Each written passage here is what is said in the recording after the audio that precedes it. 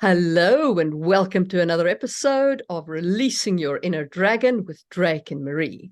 Today, we are going to have a great conversation because we are going to talk about the second book of Magicfall, and we're going to discuss our approach to the plot overall and our tent poles and our kind of overall feel of the book.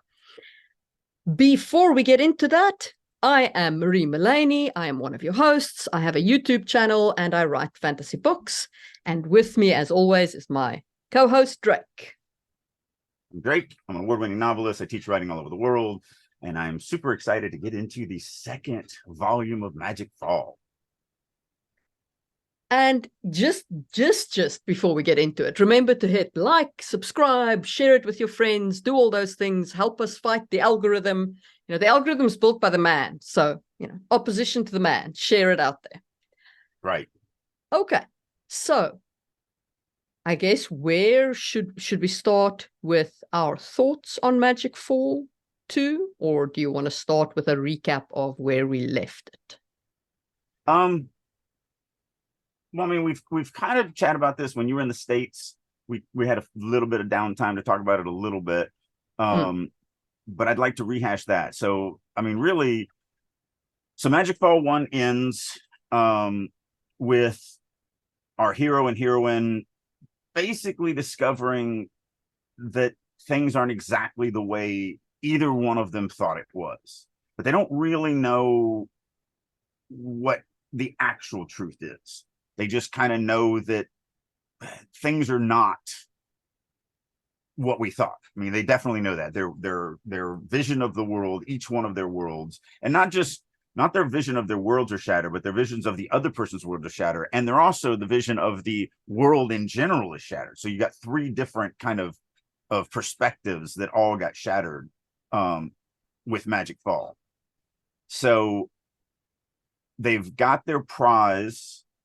Yeah. They've, the book ends with them leaving the final climax, but they didn't get back. So we talked about, both of us feel like the opening scene is going to be them returning to the lower area of, it's underneath.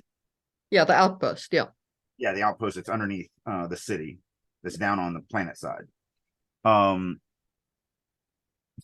We also know that this is going to be a city-centric story because it's going to be now expanding that side of the world, because we left the city to go out and kind of do this thing that we did in Magicfall, and now we're going to get into kind of the more political and more religious aspects of the city and why the city is the way it is and why that matters to the stuff that we learned in book 1 and why the stuff we learned in book 1 is actually against the city. And where that dichotomy and that conflict is coming from, because the kids didn't, that's the big thing that was open up with the kids' eyes, is they didn't realize, as most of us when we're kids, we're just like, oh, the world is these four walls of the house that I grew up in and the school that I go to and my friend circle, and that's really it. And then as you get out there, things get bigger and bigger and bigger and more complex. So we know we're going to do that with book 2. I think that I fully agree. We should start with them arriving at the Agridome and kind of checking in through the process. Because one of the reasons why, and this comes into like character arcs. So one of the reasons why we didn't show, for example, Buri getting back to the city and rescuing her sister is because that would involve getting back to the city, which involves by itself a whole set of challenges and arcs and so on, and would massively have inflated the story. So like, and it is such a central part of Buri's motivation that as a reader, I would feel extremely cheated if we pick up like a year later or whatever, and Buri's sister is just cured. That would not work for me at all, like not even remotely. That's so I wouldn't even think about that, but that is actually something, since we are also using this as a podcast, that is also something to think about. What you just did there is what I preach in every one of my classes. It's all about the reader. It's all about the reader. The only thing that's real in the story is the reader. And so good storytellers, when you're kind of thinking about what you're going to do, you don't think about where you want to start. You think about what the readers need. And like I said, I never even thought about not starting it with them getting back to the Agrodome, because like that's literally what the readers need. The readers need to see them return back to their world from the foreign world of the first book and resolve. We have several, we had some plot arcs that are completely unresolved. Not only Burry's sister being deathly ill, but also the relationship between Laron and his father, the relationship between Laron and that one chick, what's going to happen with that. Technically Ghost is still kind of up in the air, and like, where does he fit into this whole thing? There is Burry and the loan shark.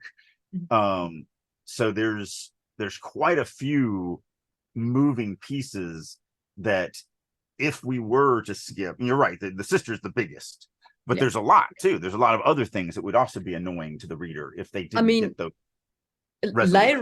Laron's last conversation with his father wasn't, right? He ran away from his father at the end of his chapter, and I don't think he spoke to him again.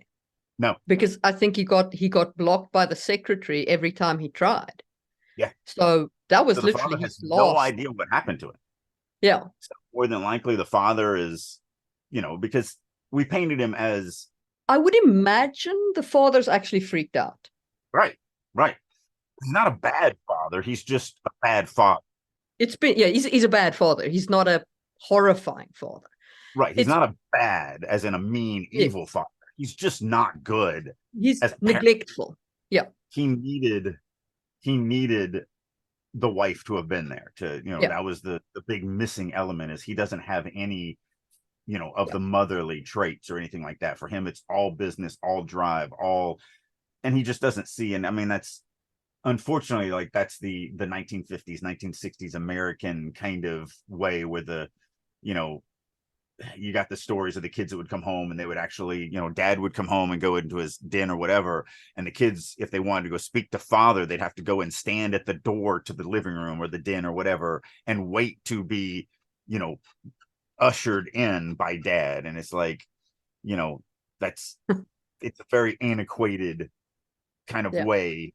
I mean, to this day, my grandfather and my grandparents kind of really raised me. I mean, my mother was there, but she was very young, and she was also a very successful businesswoman. So, for the most part, my grandmother was the motherly figure that, was always there and cooked me breakfast and was there after school and all of that stuff.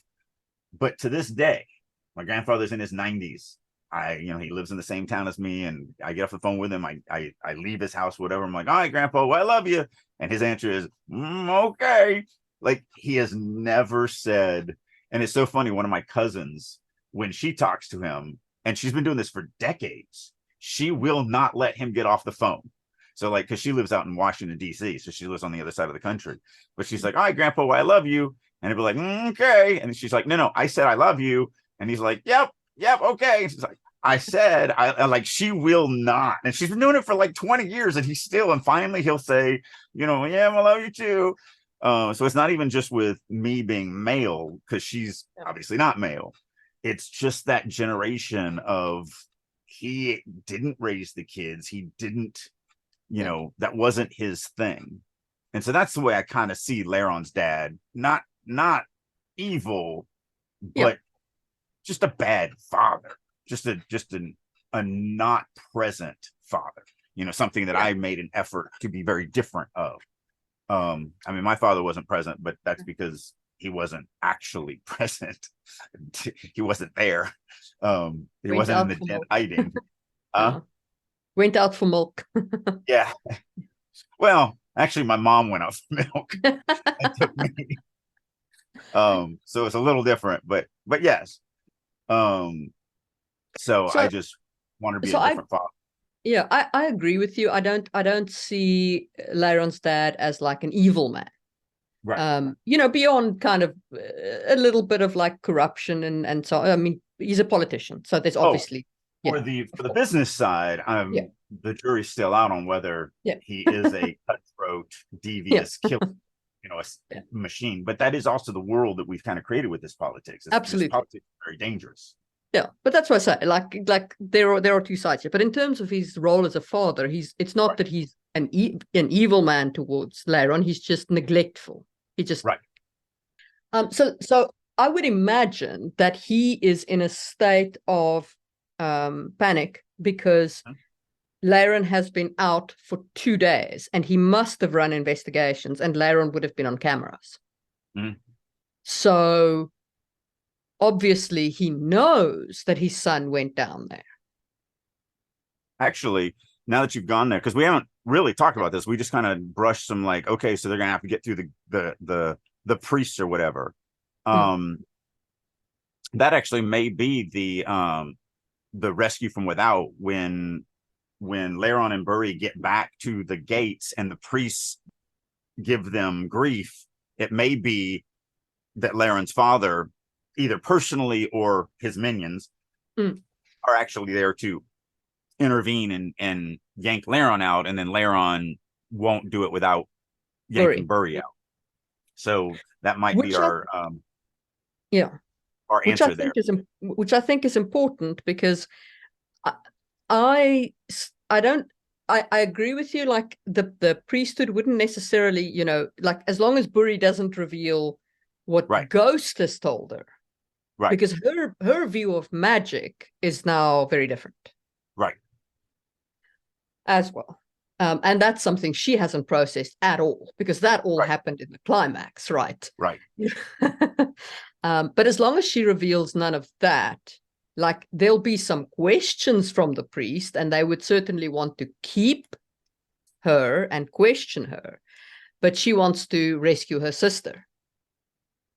So if Laron's father is there, then and that then takes both Burry and Laron out of the situation with a priest, she can then go handle her sister.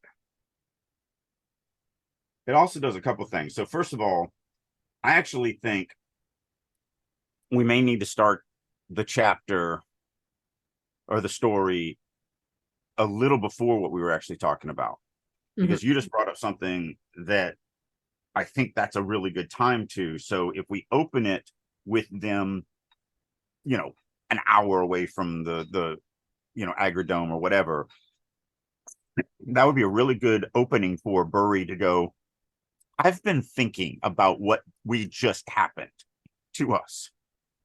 How about we start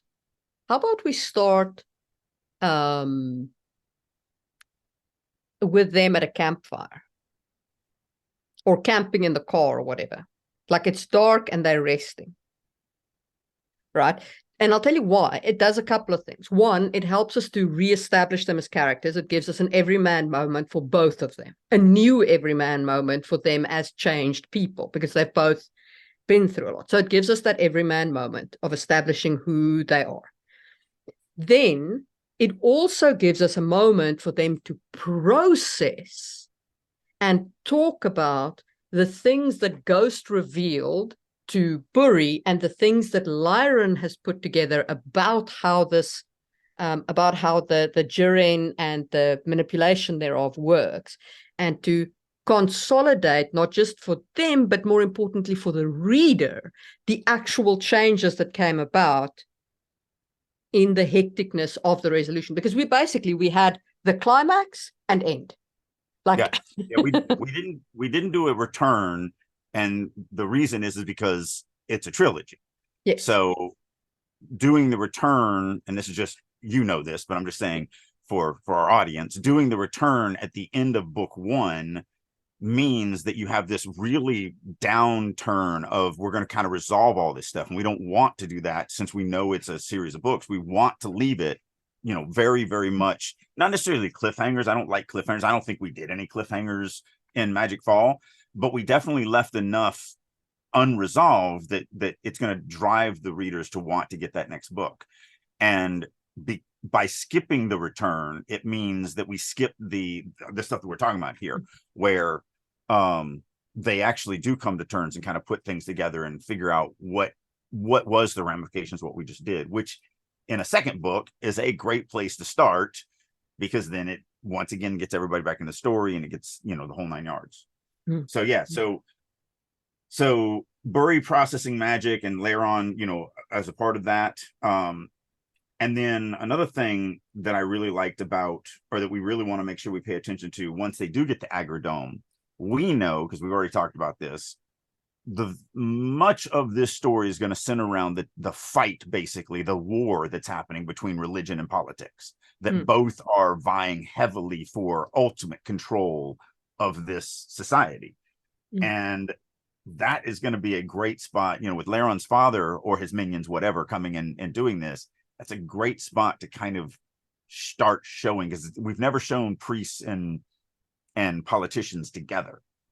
And so that's a really, really good spot to kind of make sure that we start that process of showing what this thrust of this book is going to be about. Yes. Yes. So I like starting at a campfire, giving us a new everyman moment. So yeah. And then our new everyman and changes discussion. And then I feel like a good next step is, and then we start hitting the call to adventure, right? Now, obviously, like the immediate interaction with the politicians versus the church, that's all still part of the kind of setup. Okay, so that's part of our everyman. It's now part of the new everyman, because we've shown the religion a little bit, we've shown the politics a little bit, but we've never shown the detail. Right. Yeah. So I feel like I need to change my opinion, having now thought about it. I feel like I need to change my opinion about the church's approach to Burry. Not here in the beginning, like they still need that rescue from without with Lyron's dad, whatever, right? Because she needs to get to her sister and all that, and that's 100%. But I feel like after that, we need to introduce her to a sympathetic priest. Because I think that there should be two things that happen here. One, Lyron should get sucked into the political side. Right? He should be supporting his father. His father should be like, you survived out there, blah, blah, blah. Have a whole different view on Lyron. Lyron's obviously a lot more confident in himself. He's coming with, you know, so. And Lyron brought that data block back. He did. And that's going to impress his father greatly. Yeah. And yes, he gave it to Burry so that she can, you know, save her sister with it. But he still did it. Like, he still achieved all those things. Okay. Now, on the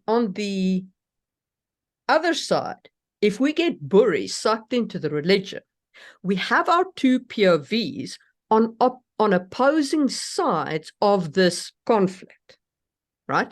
Which plays into our ultimate theme of this book, or not our ultimate theme, but our ultimate kind of approach to this book, of like the realization that both sides are, they're fighting at the top, and beneath it, everybody else is actually suffering.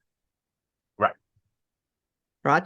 And our POVs being on opposite sides of that conflict, and then at the end realizing that they're actually achieving nothing in this eternal conflict, and that they need to like work together, I think is a strong growth arc. Yes. Just a note, this is not to change anything or anything like that. Yes, Laron gave Burry the thing and sacrificed the whole thing and was like, I don't need it, whatever. But he does need it.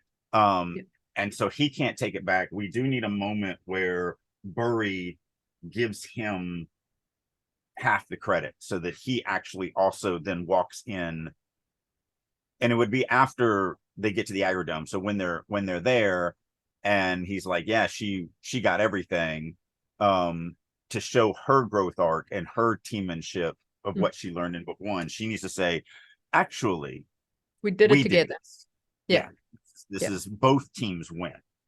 And so that'll show her thinking things through a little bit more and actually, so which I like. I still love that Laron is like this stuff, and because it's so in character of him, like when he didn't argue with the merc, he's just like, here's every penny I have, which is more money than you'll make in 5 years. Like it has no value to him. He has no value to, he's very different from his father. He's not, what can I do with this thing that I have that will achieve something greater in the future? He's more of a, like, whatever it takes, I don't care. It's just for the betterment of others. I don't need anything. And so I do think we need a moment where Burry makes sure that he gets half credit for this, because it's still half credit for her, still more than she needs to save her sister and all that. So it doesn't 100%.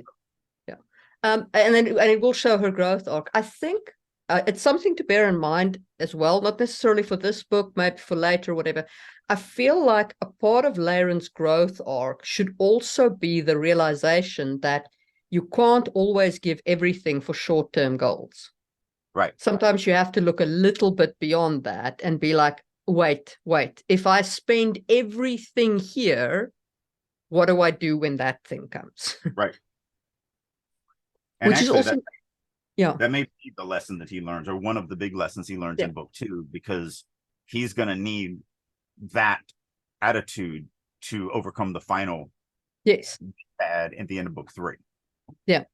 So he's going to have to plan a lot more through the 3rd book to achieve everything.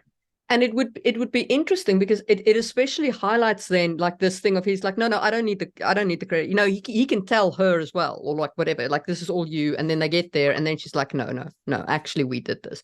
And he's like, no, you did. And she'll be like, no, we did. And like even his fight, he can feel like he's, you know, he can feel a little bit self-righteous about it. Right. You know what I mean? Right.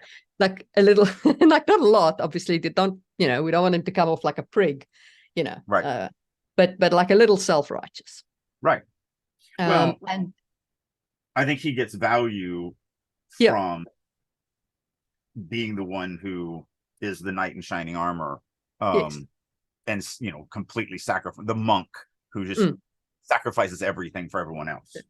And then I don't know if we've said this. I mean, obviously we haven't said it in this podcast, but just, I know me and you have discussed this. So just to make sure everyone knows where we're going, because that's important as far as how we thinking about stuff. Because we already know what's going to happen in the book 2. So spoiler, the city's coming down. The city's going to hit the ground, not in a catastrophe. It's not going to just fall from the sky or whatever. But it's not going to be perfect either. They're not going to land on the ground. But they're also not going to crash in a ball of fire under the ground. So because we know this, and we know kind of that trajectory, that also is impacting both me and Marie's kind of where we know the kind of the steps to kind of get to. So you got to know where you're going at some point, because that is one of the tent poles. So I went through it with my critique pod last week, talking about the tent poles, and there's 5 or 6 basically. So you have the Everman moment, and the reason why I say 5 or 6 is because one could be 2. So you have the Everman moment, which we talked about. We have the call to adventure. We have the point of no return. Call to adventure is usually also called the inciting incident. And then the point of no return, which is where we can no longer go back. And those are the 2 that technically the inciting incident and the point of no return can also be the exact same item. But then you have a growth through what they need to learn through the first half of Act 2 to the mid-Act 2 climax. You have the magic flight, which is where the story feels that the character has enough information and has enough things and has enough magic swords and enough whatever. And so now tension really ramps up to the end of Act 2, when the hero finally figures out what they're to do. And then the climax is what it's going to be to overcome. And that's that last tent pole. So we already kind of know the last tent pole. We know that the city is going to come down. We know kind of why. And yes, I'm being vague on purpose. Obviously. I really want to give away all of Act 3. But I think that's important to understand for those listening, because we know this right now because we've already talked about So I feel like we should do like the introduction of the two of them, probably from Buri's perspective, because then our next chapter can be a Lyran chapter, because I'm still now looking at the everyman, right?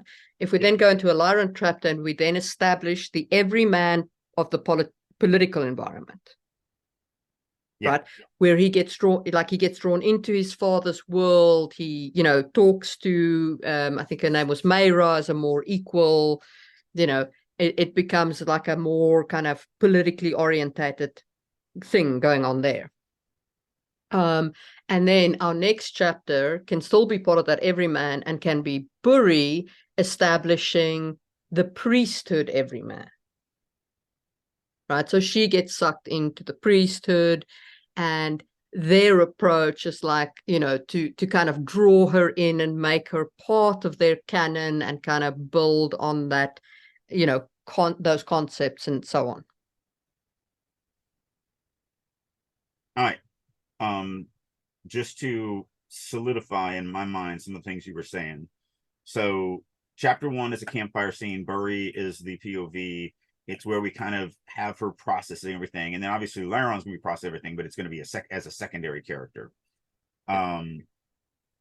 Chapter 2 is a Lyron chapter where they actually get to the Agridome. And so it's Laron thinking we should have no issue. It's no big deal. We're walking through, and the priests, Buri's going to need to do something that doesn't give away the farm, but something that makes, see, and this is where we kind of differed last year. Well, not quite a year ago now, but 6-8 months ago when we were talking about this, when we were still working on the actual Magicfall. Your initial opinion of what the priests were going to do was they were going to really freak out and all this stuff. And the reason why I didn't agree with that is I like, how do they know? Like, how do they know that she knows this stuff? And I think that's where you're kind of seeing now, or at least I feel like that's where you're going now, is like, oh, right. But she does have to do something to, otherwise the priest would just be like, yeah, whatever, you're nothing. Like, we can't let it be nothing either. There has to be something that she does that the priests go, well, wait a minute now. So that they do come back to her and, decide that there's something about her that needs to be investigated or maybe brought into the fold. Is there something that the priests, to admit a priest into the priesthood, to admit a person into the priesthood, is there something they have to do that's different? In other words, not just Jaren manipulation, but do they actively look for people who have done something different, that has actually figured out something about Jaren? Maybe all the priests in there are people that have accidentally stumbled on, for lack of a better term, forbidden knowledge. And it's like, oh, we need to pull them into the fold and make them one of us. Yes. As opposed to, this is very different, because this would be, if we went down this path, it wouldn't be the priesthood going against Buri to kill her, to do that. It would be the priesthood going, oh, okay, we have another one.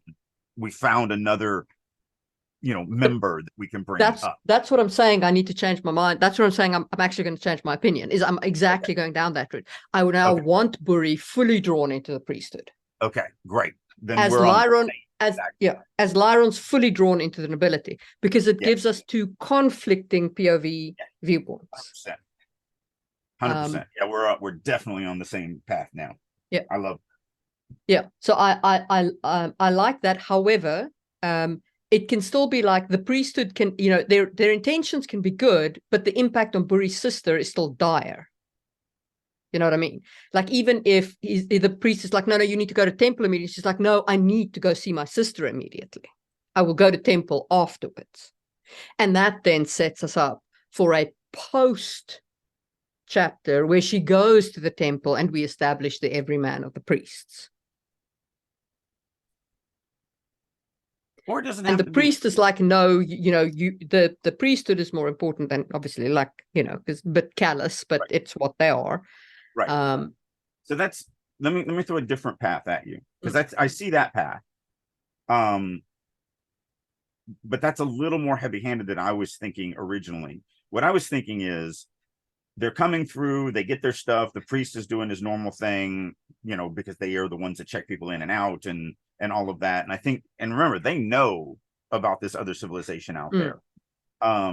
So in the chapter 1, they probably need to talk about don't tell about the town. They also have that device. They have a device that stabilizes Jiren in the adaptation process. That device can also trigger. I mean, it can trigger the priest. You know, it can trigger the priest's like, no, this is going nowhere. Right. Right. Without either of our characters needing to say very much. So what I'm looking for, just to let you know where my mind's at, what I'm looking for is for it to be basically humdrum routine until this one thing happens, but it has to happen from Bury,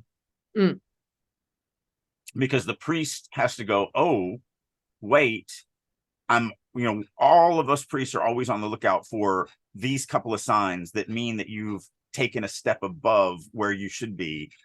And then that's where, so it's not a criminal, like, we're going to take you in. It's a, actually, could you stay here? I would like to talk to you a little bit more. And that's where Laron's people are like, no, she's with us. She's going.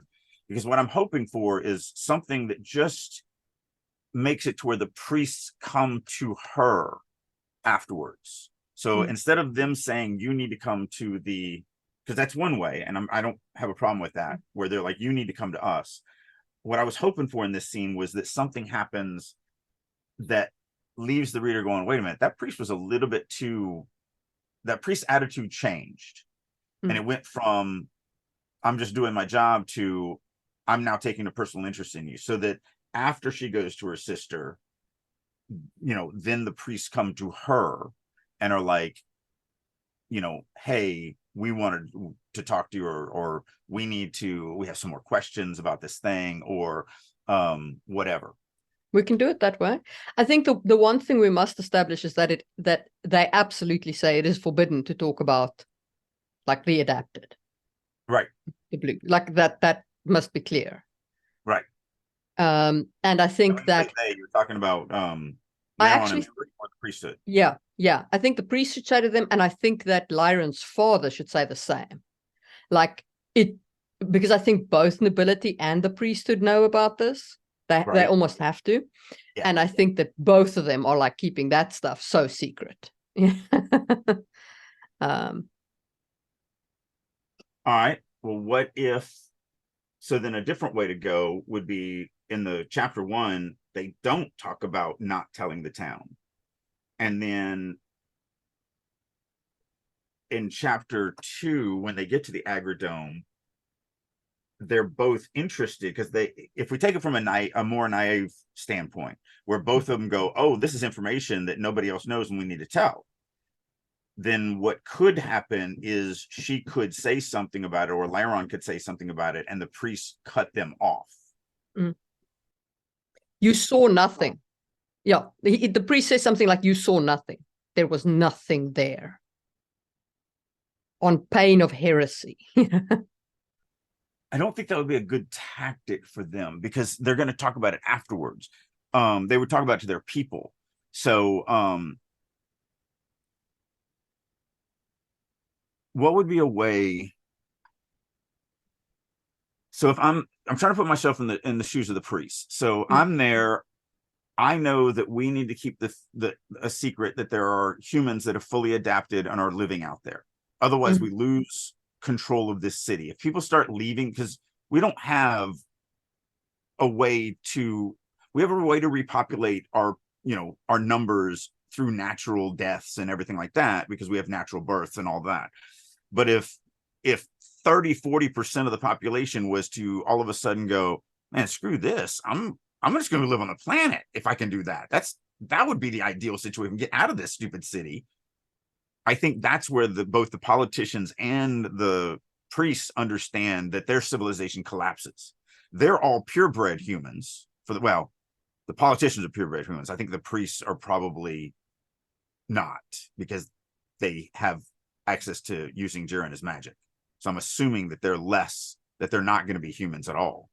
That they're going to be more half adapted. And again, you're much more into the world building side, so I'm just going to throw that out there. But if they both know that, I think one of their big motivations is just the collapse of their civilization. Yeah, because the thing is that the half adapted could absolutely leave. Now, the odd thing is the half adapted are not treated much better by the adapted than they are by the purebloods, right? Effectively, both the civilization down here and the civilization up there kind of look down on the half adapted and kind of put them on an uneven playing field, right? But they turn around, like it's almost a diametrical. So the civilization in the city is purebloods, half adapted, adapted, if there were any adapted. On the ground, it's adapted, half adapted. And the reason why is because the half adapted are the only ones who can manipulate Jiren. And how do you control magic users? Right? You control them socially. You have So you're saying fully adapted can no longer use Jiren? Correct. Not in the way that half adapted can. No, they can't.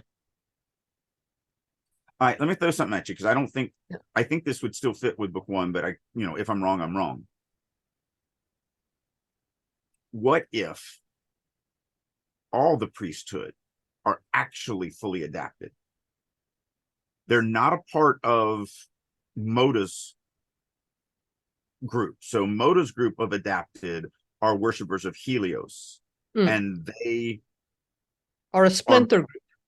Well, but they're more Terrorists. of the Borg mindset.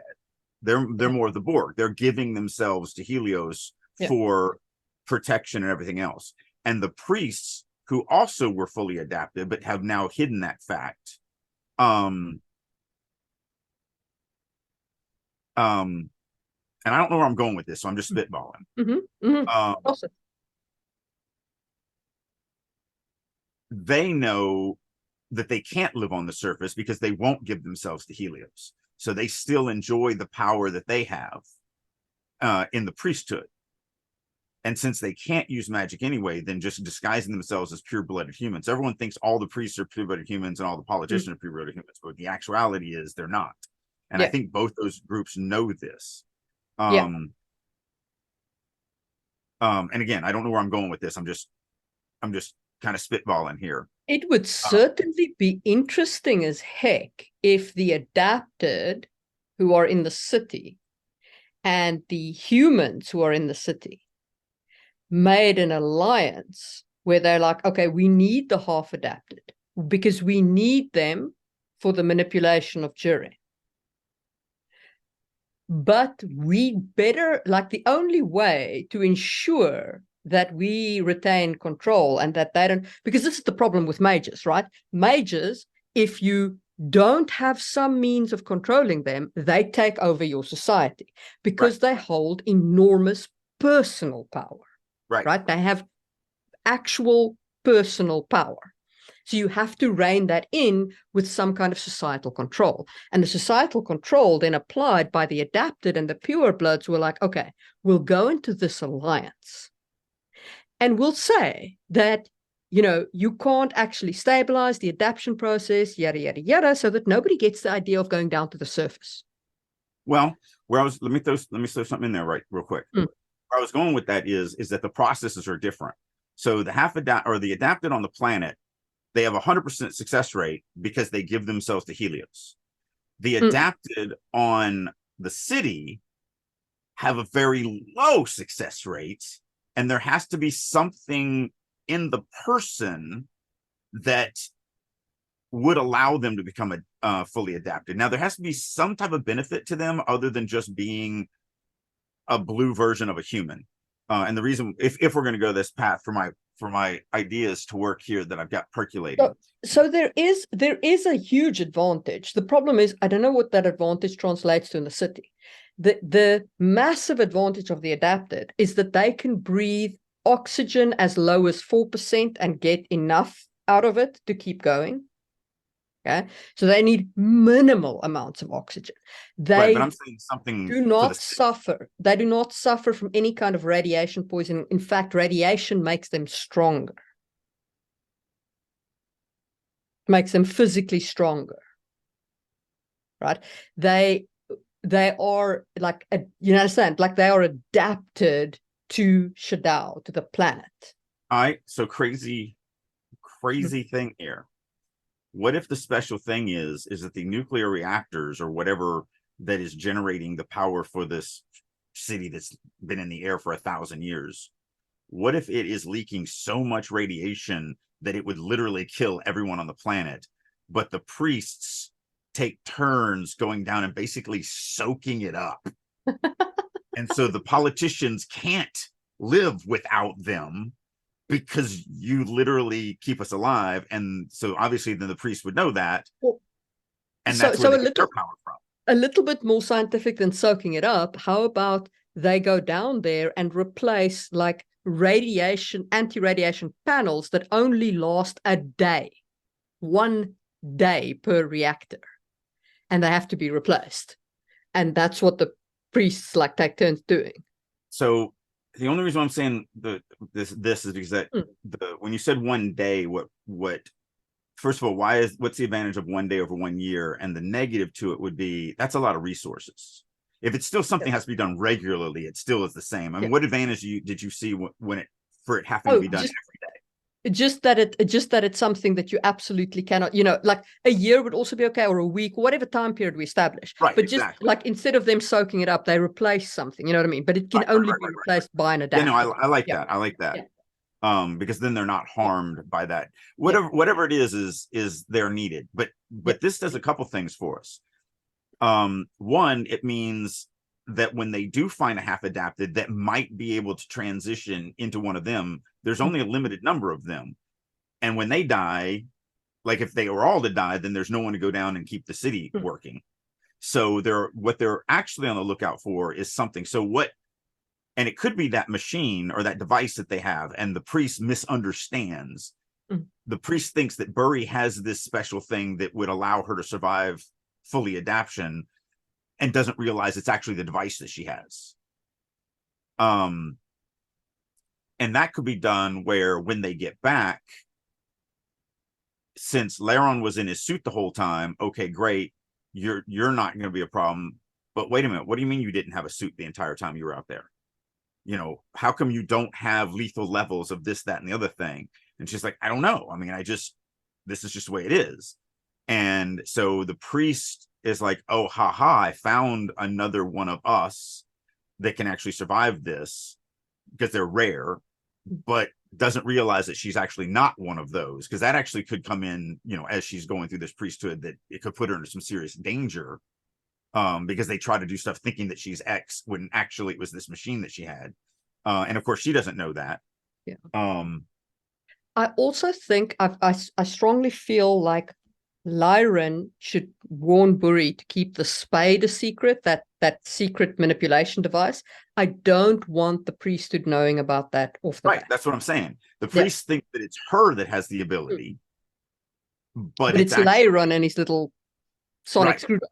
Yeah. Right, exactly. Yeah.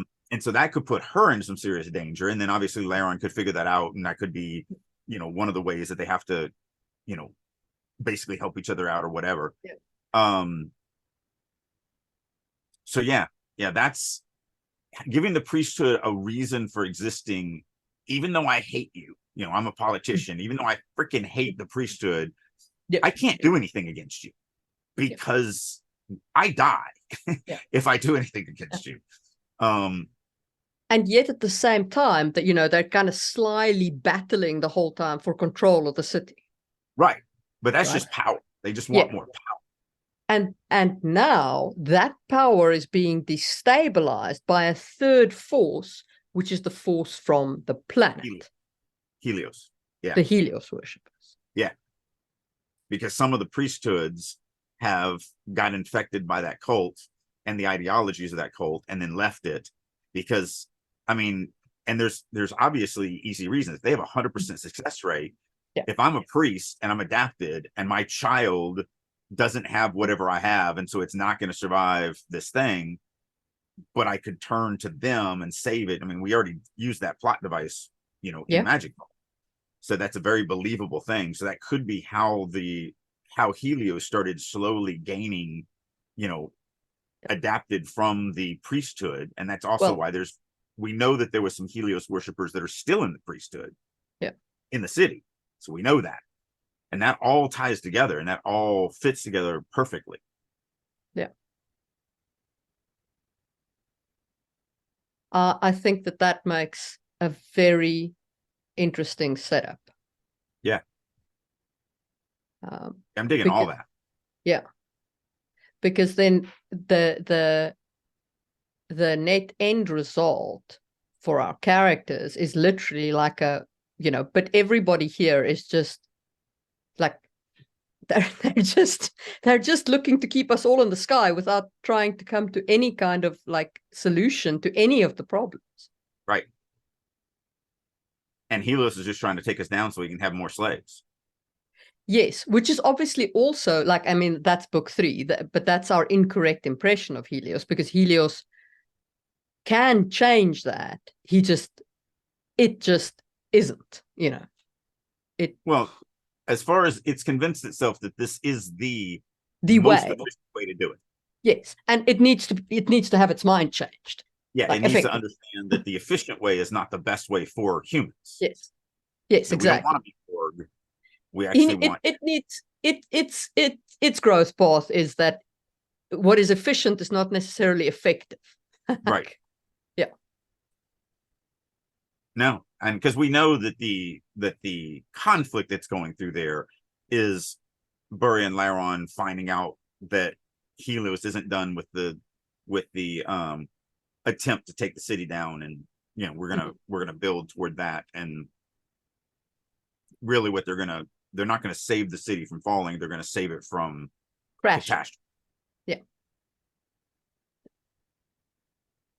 And then that'll launch us into book 3, which is now the big bad. And now they're down, and everybody's exposed to Helios, and they now need to it's about saving find a way up there and get Helios's it's about saving humanity's free will, would be the third book, because humanity will survive either way. If Helios wins and everybody survives, they're just automatons as opposed to free willed people. Yeah. So yeah, I like that as the everyman moment. I like that as the setup for all of that whole section. I think that works really well. And then we obviously, our next big one that we need to discuss probably in the next session is the call to adventure. Like, what are they going to discover, and how that will suck them into the sabotage. Well, not to be the taskmaster and assign it, but this is kind of your wheelhouse. The next would be now taking, because this is the best idea that I think we've come up with the priesthood. Yeah. And now fleshing that out so that we understand it, using your magic and world building and politics and religion, and now fleshing all that out. Now that we understand why the two sides exist, what is actually the balance that balances them between, because the politicians easy, they actually have the money and the resources and all of that the priests would love to have but don't have. They are still poor, and in relative, I mean, obviously they're filthy rich. But they're not rich like the politicians are rich. Right. Yeah. Right. So I think that makes a society that is balanced and could actually legitimately stay balanced for 1,000 years, and also legitimately have a reason to keep the half adapted in the middle. Both sides benefit from them being tamped down. Yeah, both sides benefit from them being kept in check socially. Yeah. And both sides are very motivated to not let people know about the Helios cult, because of the fact that they would easily lose the 20, 30, 40% of the population, and that would cripple the city probably beyond survival. Yeah. It would eventually die out. And Mm-hmm. so they have to, that's their reason for keeping that secret. So not an evil reason necessarily, but more of a self-preservation reason. Yeah. And they also both know that the only way to go down there is to become a Borg. And so neither one of them want that. Yeah. But they also know that there are still 20-30% of the people that will give up their freedom and give up their freedom of thought for the safety of, I mean, life. Helios does offer a fairly idyllic life if you're Yeah. willing to, accept it. It's Yeah. kind of approach. Yeah. And it's not like it forces you to do anything you wouldn't do. It's just that it makes you more docile. Yeah. Speaking from a Helios cultist perspective, it's just a little bit of sacrifice. Right. Right. It's definitely a thematic element I'd love to play with. But yeah, so I think that is good, a good start. And I can play around with the ideas and concepts of the priesthood over the course of the next week or two and see what I toss out there. Yeah. Yeah. No, I think that is the definitely the solidest interpretation, because we, both of us have loose ideas of where we were going, but that this is the first discussion that we've had that I think both of us will walk away going, that's doable. Like that fits really well with the concepts that we were thinking about for all of the second book and for the third book. I think so. Yeah, like that a lot. All righty. So just in closing, to close the podcast out, not to close the stuff, just some takeaways that I would take away from this. Notice that we just free flowed, we meandered a lot, we threw out ideas at each other, we listened, we chased rabbits, and yes, a lot of times you're gonna be alone when you do this. I've never really worked alone. Yes, I had a big team with Sony. I had the Realm has a big team, me and you are a team. But even before that, for like Genesis, which is solely mine, it really isn't. My best friend, I spend a lot of time bouncing ideas off of. I have, my alpha readers and my writer friends that we'll get in discussions about it. I've even bounced ideas off of fans when I'm at a convention and got downtime and they're like, I really want to know where the story's going. And I'm like, it's going to be some spoilers. And they're like, that's fine. I really just want to, know whatever. And then I can use that, since it's still kind of in the creation mode, I can use that as a whatever. I mean, it's not about taking your first idea.